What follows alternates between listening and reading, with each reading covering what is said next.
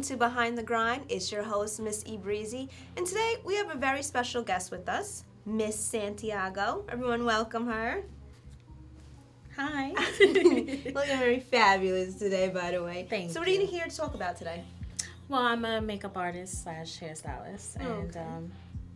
Here to tell you guys a little bit about myself. Oh, okay. So when did you first discover you want to be a hair and makeup artist? It's something I've done all my life.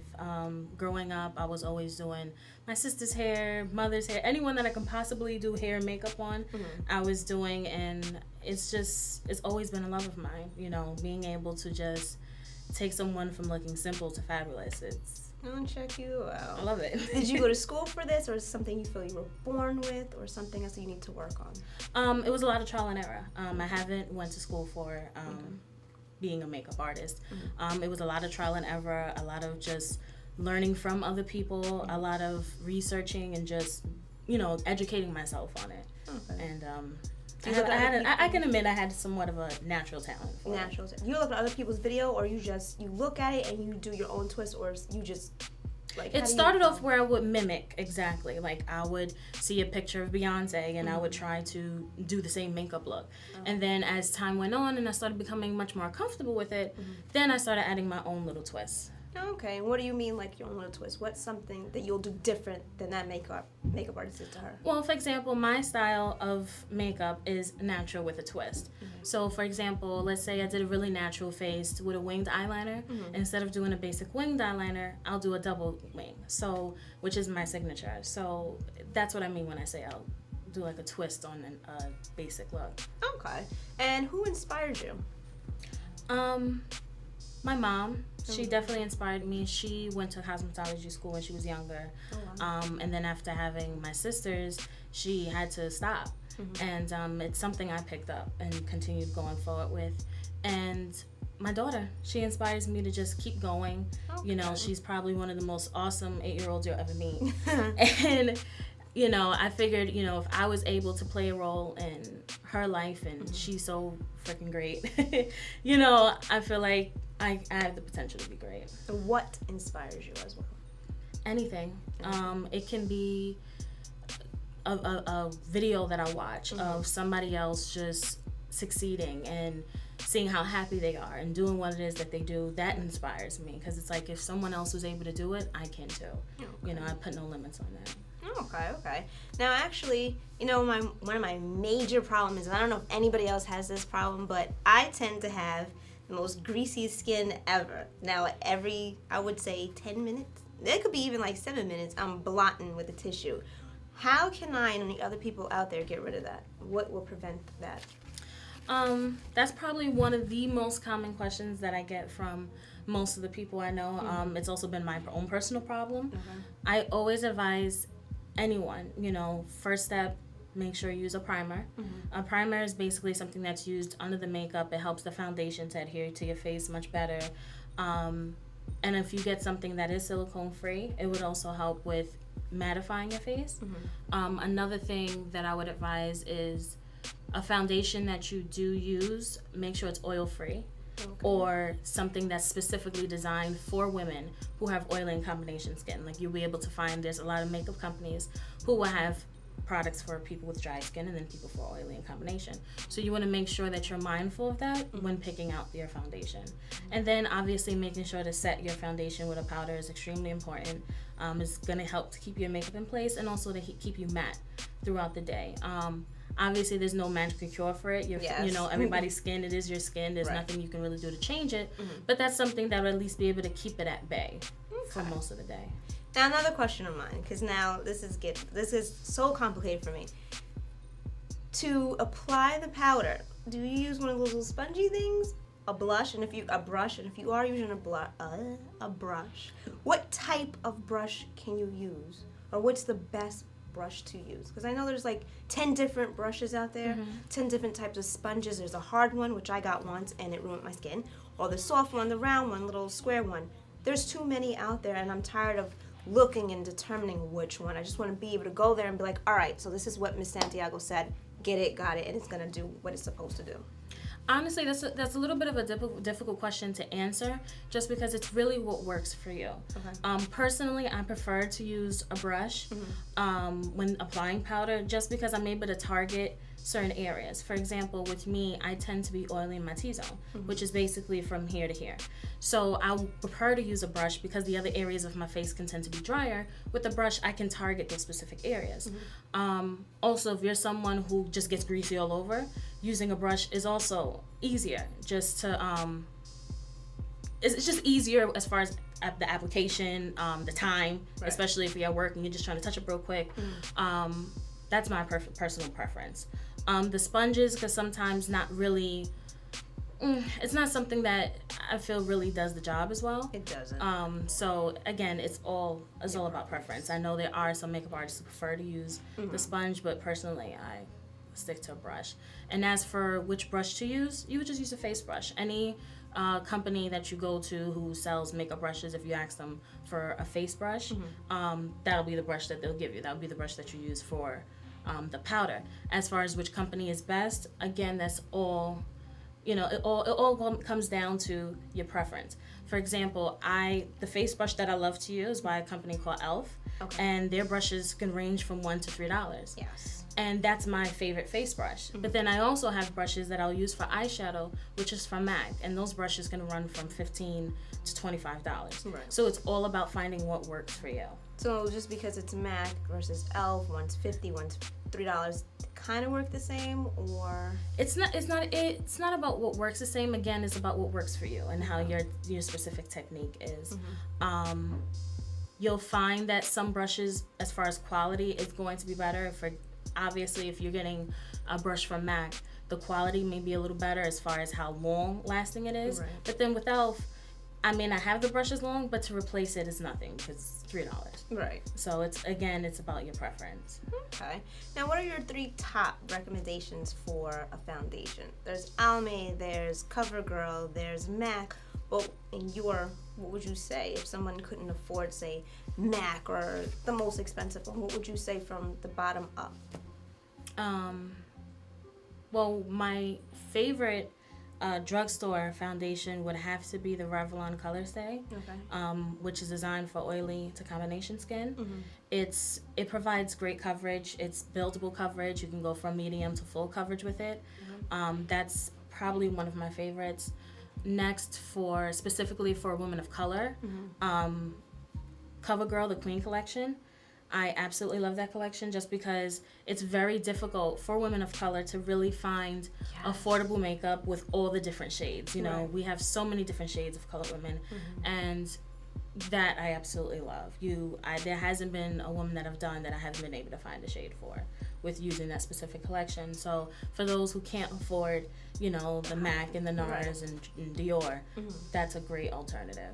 Okay, now do they have a specific foundation where it covers, like, say for example, I know it's so hard, like if I don't have my makeup artist with me or whatever, or I'll go into a drugstore and I'll ask the lady, like, can you tell me what color fits me? And she'll have the hardest time. She'll give me something that's like way off my color or makes me look too white. I'm already light as it can be, but I'm just saying. Is there a foundation that is made where just one, like whatever shade you are, it'll blend into your skin? That's completely impossible. It's really hard to even do that. What I advise any client of mine who is trying to match her color, sometimes in certain drugstores, or even if you go to the counters in Macy's or Bloomingdale's, they'll have the testers. Right. And I always say, find a shade that looks the closest to match your neck, and go outside. Take the 2 closest shades, test them on your neck, test them on your face to match your neck. Go outside, because that's the natural lighting, and that's the only way you'll be really able to tell what matches, and then go with that shade. Why the neck? Why not your arm or your hand?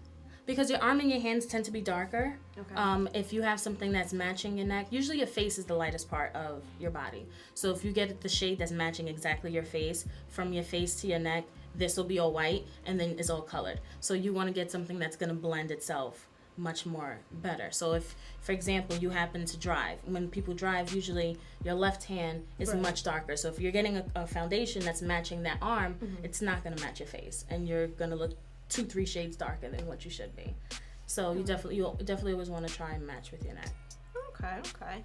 Well, everyone, I just want to take a quick break. We're going to go to commercial, and when we get back, Miss Santiago is going to bring us more tips on how we can apply makeup and any other questions we may have for her. So we'll see you soon.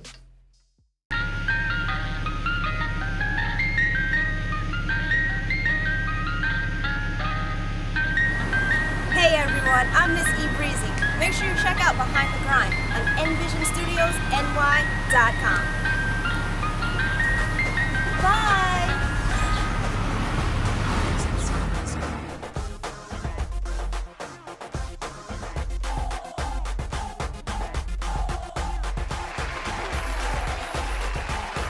Hey everyone, and welcome back to Behind the Grind. Again, I'm your host, Miss E.BReezy, and I have with me Miss Santiago. Hi, she's talking to us today about hair and makeup. Actually, I do want to ask you, what is your long-term goal, by the way? My ultimate goal would be to work on a set of a major motion picture like Avatar, or even do a music video like Thriller. Ooh. That would probably be my ultimate goal. Once I do that, I can say, all right, I can retire and I'm done. You've established it all. You've accomplished I've done everything. it all. I've accomplished it all. That's definitely something that I really would love to do. Just because all the work and basically the makeup and hair and those, especially in that video and that movie, it made it what it was. And to see something like that, that's inspiring. Have you tried it yet on anybody? I've tried smaller versions of it. Like my daughter, she did a pageant, and her talent portion was Terminator. Oh, okay. So have you ever tried to do a glam Terminator? No. It's very complicated, but I was able to do it. So that's something I've practiced on and doing, and it was so much fun. She looked absolutely adorable. What did you do? Between using face paints and makeups, I was able to make her face look like she actually was made of robot. I had a cut up here where you was able to see the silver of the robot on her, and then she still had the pretty glam makeup. So she was like the most glamified Terminator. Right. Oh, okay. Right. She was a glamified Terminator. So. And who do you want to work with? Like, who are your 3 top that you want to work with? Well, first would be Beyonce. Oh, because everyone wants Beyonce. Next would be, and don't laugh, Bruce Willis. Now, why Bruce Willis? Just because I'm such a big fan, and a lot of people wouldn't know, but men do wear makeup on movies as far as foundation, eyeliner, all the good stuff. Oh, wow. So I would just love to do it because of how much of a fan I am. And last would be Michelle Obama. Just because I feel like that would be such an honor. Right. And she's such a natural beauty, and especially since natural is my thing. Yeah. It's my thing. I would love to do her makeup. Wow, that's exciting. I'm really excited. I want to see you do Avatar because I would be blown away. Like, I wouldn't know what to say because that's a lot of makeup, first of all. Okay, so what is one of your biggest challenges you had? Probably my biggest challenge right now is really not limiting myself. Everybody has their own personal fears, and it's always hard to really get on yourself and say, okay, Stephanie, you're gonna get up, you're gonna do this, you're gonna keep going forward. Right. So that keep going forward and not letting the regular trials that come up in life distract you from that career is probably the biggest challenge that I encounter every day. Okay, so pushing yourself to keep moving forward. Do you actually hit up anybody and be like, what are you doing today? Can I work on your makeup? Or do you do it on yourself? I'll do it on myself. I'll call my daughter in and do it on her. I'll call a friend over. I'm doing your makeup today, just to keep me going, even if I don't happen to have a client that day. Okay, that's inspiring, actually. So how can what tips would you give a young man or woman who actually wanted to be in this industry? The number one tip I can give is just making sure that this is what you want to do, because it's very up and down. There'll be times when you have 3, 4, 5 jobs lined up, and then there's times when you don't. So it's just making sure that you have that drive and that determination to want to keep going and fighting through the dry spells. So as long as you have the determination and you have the drive and the willpower to do it, I think it'll be good. Okay. Now, for everybody who's out there watching, if they wanted to get in contact with you or book you for something that's coming up, how can they get in contact with you? You can contact me on my Instagram, is Miss_Santiago8. Or you can contact me via email, musicallybeautiful8, and it's spelled just the way it should be, at gmail.com. Okay. Okay, guys. All right, so we heard from Miss Santiago. We're going to take another short break, but when we get back, Stephanie's going to show us how to apply makeup and give us a few more tips for everybody who wants to know. So stay tuned.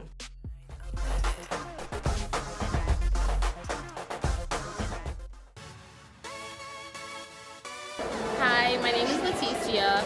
I'm the owner-operator of Katie Jewels. Basically what we do, we sell fashion jewelry and accessories. We cater to a modern woman that wants to look good but not break the bank. You can purchase on our website. It's www.katiejewels.net, or you can visit us on Instagram. It's KAI_D_JEWELS.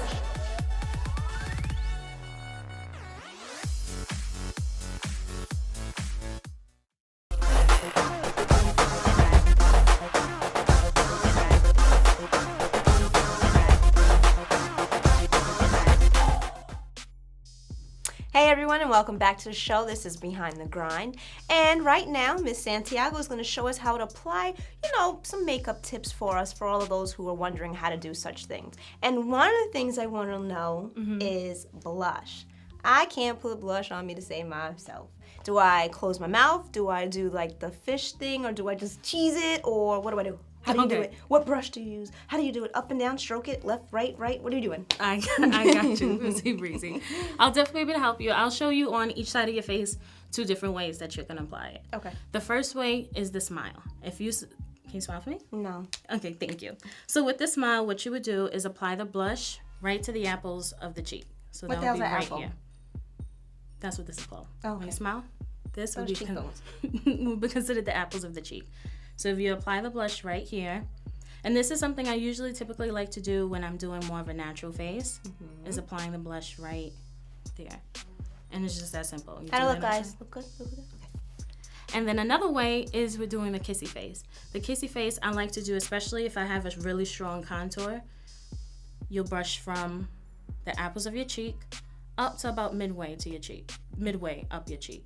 And then you just swipe with a face brush back and forth, and it's like magic. Ooh, check me out. That I can see. And also, what I have a hard time doing is the eyelashes. Now I do have typically long eyelashes, but I want them sometimes to curl, and I don't like the curlers because it bothers my eyes. And I can't use eyelashes because I have contacts, and I'll start crying. So what would I do to make them a little longer or curl? I do have a tip that I do use on some of my younger clientele, because obviously some parents are not keen on their daughters wearing eyelashes. So what I typically would do is take a translucent powder. This is something basic from a drugstore. What is that? This is a matte translucent powder.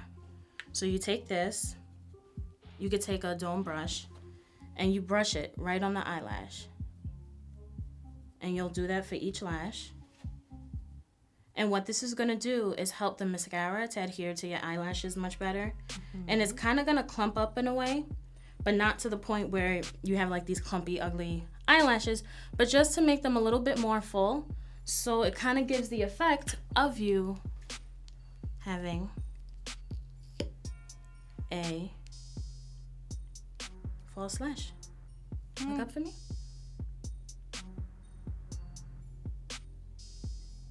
And if you look at this lash in comparison to this one, it's much fuller and longer.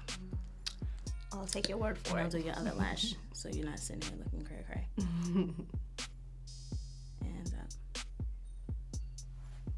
Oh, okay. So I'm going to start using that. What is that, a translucent? It's called the translucent powder. You can get that anywhere? You can get that anywhere. Drugstore, high-end, they all have them. Oh, okay. Now, typically like on a Friday, maybe some Mondays, depending how I'm feeling, we like to go out for drinks straight after work. So I don't have time to go home and rush it like, yo, let's go, we gotta go. So how can I turn my makeup into a day to night?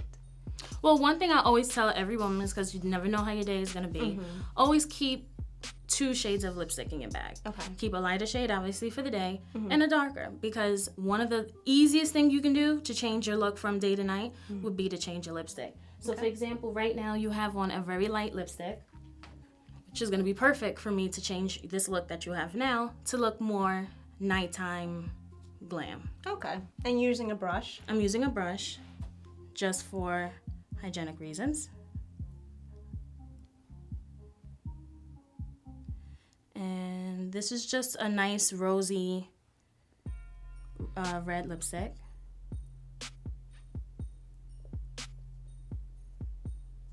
And I'm gonna go ahead and just put this on here.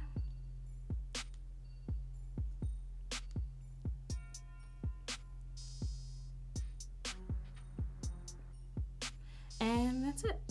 Wow, that was so easy. So you said 2 stripes, a lighter one and a darker one. And a darker one. You should always keep in your bag. Just because you're like, we would never know what's going to happen from... Right, from the time you go to work to after work. Right. Absolutely. Well, thank you so much, Stephanie, for sharing your little problem. tips. I'm Such a pleasure definitely going to being take heed to it because you know, girl, I be having problems. But thank you so much. I hope we answered all your questions. If you have any questions, again, Miss Santiago did tell you how to get in contact with her. And can you just run that by them again one more time in case they missed out? Again, on my Instagram is Miss_Santiago8 or musicallybeautiful8@gmail.com. All right. Well, thank you so much for stopping by. Hope to see you again. It was a Thank you. pleasure It was such a having pleasure you. being here. Great. All right, everybody. That's it for Behind the Grind. I am your host, Miss E.BReezy, and make sure you tune in next time.